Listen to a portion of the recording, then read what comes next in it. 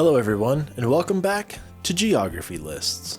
Today we are going to be looking at the American state of Rhode Island, officially nicknamed the Ocean State, but also known as Little Rhodey, the Plantation State, the Smallest State, the land of Roger Williams, and the Southern Gateway of New England.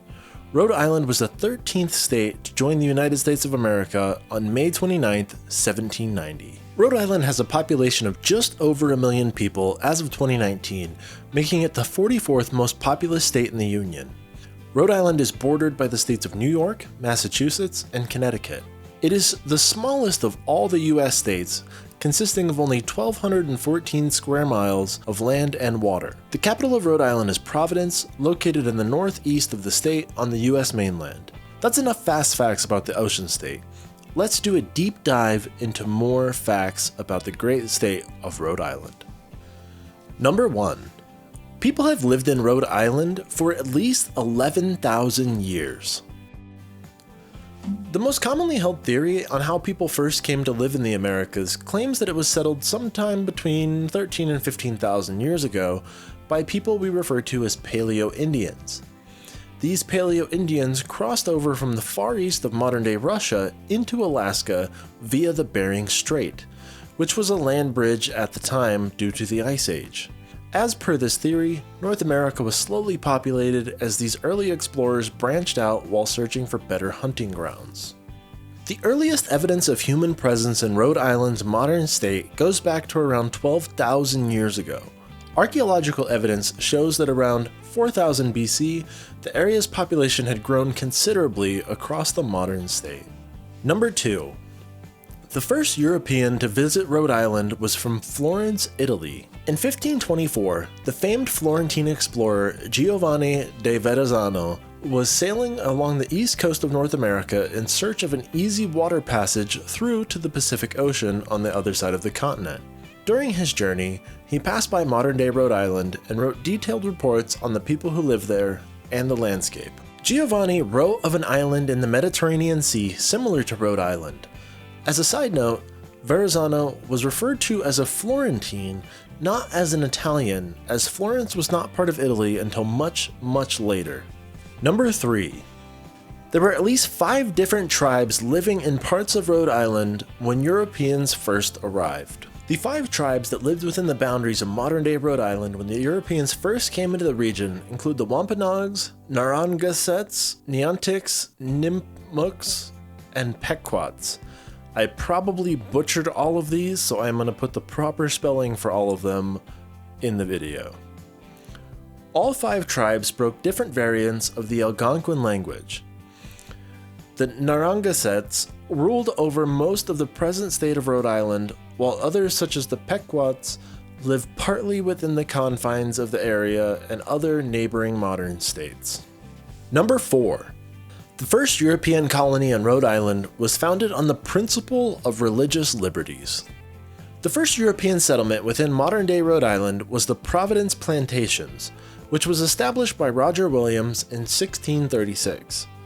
Roger Williams was a Puritan minister and author who believed in freedom of religion and the separation of church and state.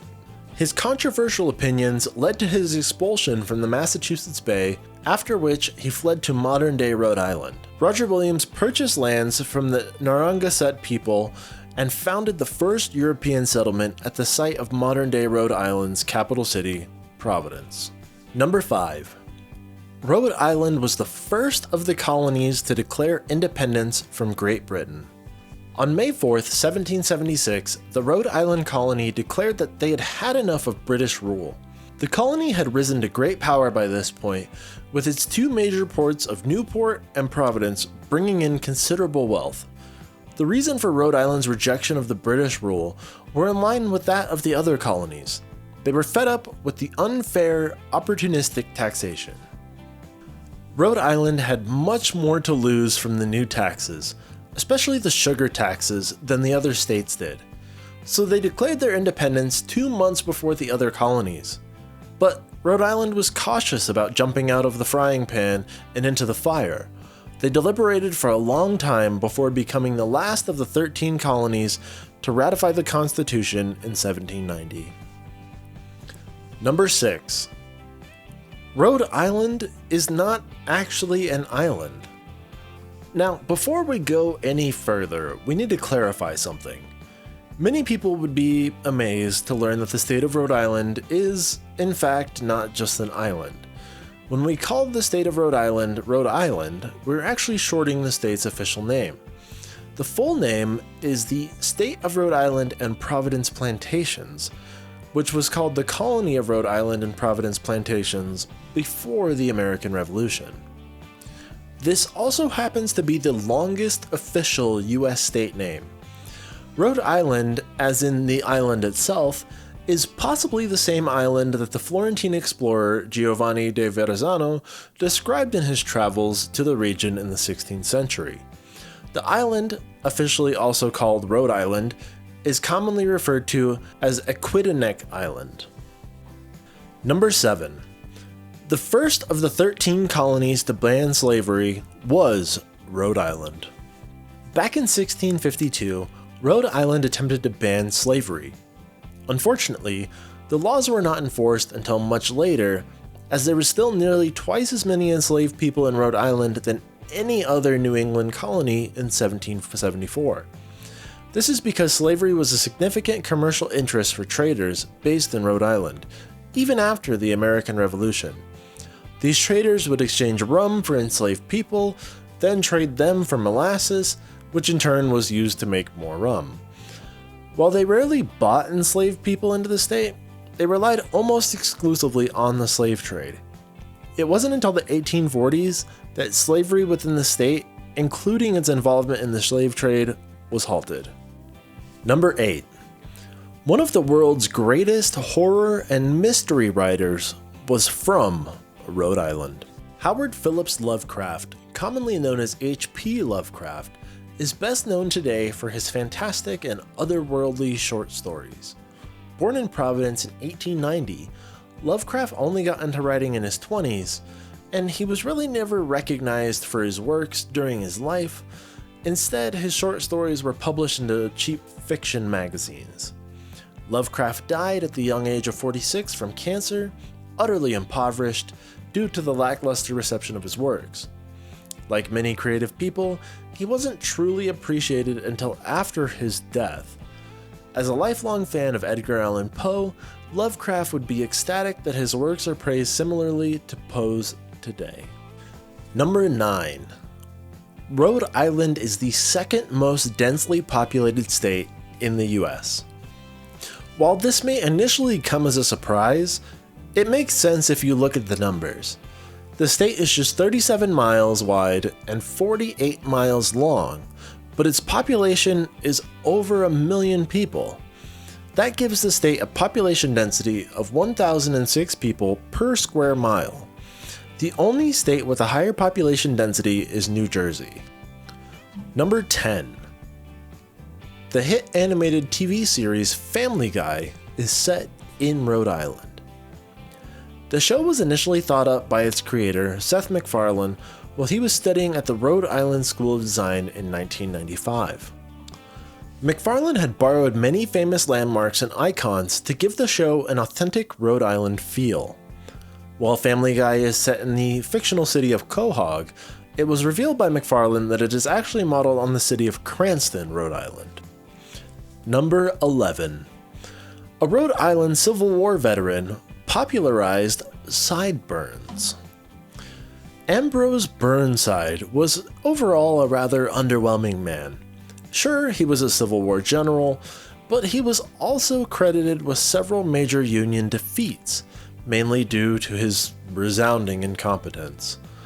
Despite this, he was somehow elected the governor of Rhode Island in 1866 before becoming a senator for the state 3 years later.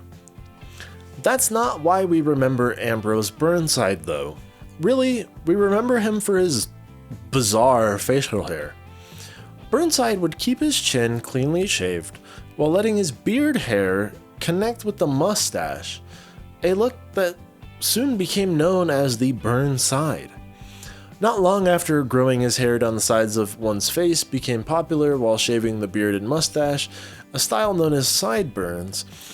It was named as such because it was similar to the Burnside, but just on the side of the face. Number 12. Rhode Island is home to the oldest topiary garden in the US.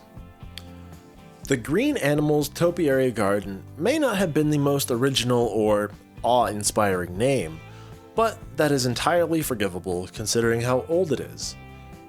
Located in Portsmouth, Rhode Island, the garden lies within a 7-acre estate. The history of the garden goes back to 1872, when the estate was purchased to be used as a summer retreat, although the first topiaries were grown much later in 1912. These days, the garden contains some 80 different trees, which have been sculpted into various forms, including a unicorn, a giraffe, teddy bears, and even an elephant. Number 13. There are nearly 400 miles of shoreline in Rhode Island. In terms of size, Rhode Island really is on the smaller side of things. With such a small territory, the fact that the state has so much shoreline makes it seem unbelievable, but it's true. It has so many shorelines because this number includes all of the shores of all of the islands in Narragansett Bay and the coast of the bay itself. In addition to the shorelines, Rhode Island also has more than 100 fantastic beaches. Number 14. Rhode Island is a very religious state. It should come as no real surprise because the state was founded on the principle of religious freedom. According to a survey by Pew Research Center in 2014, 75% of Rhode Islanders are Christian. Whether they actually practice the religion or not, that's another topic.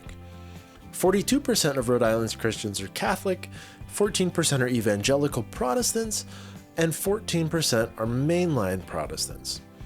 Just 20% of the state's population defines themselves as non-religious. Number 15.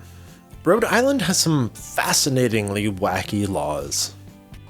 It's quite likely that there isn't a single US state which doesn't at least have a couple of bizarre and antiquated laws, and Rhode Island is certainly no exception.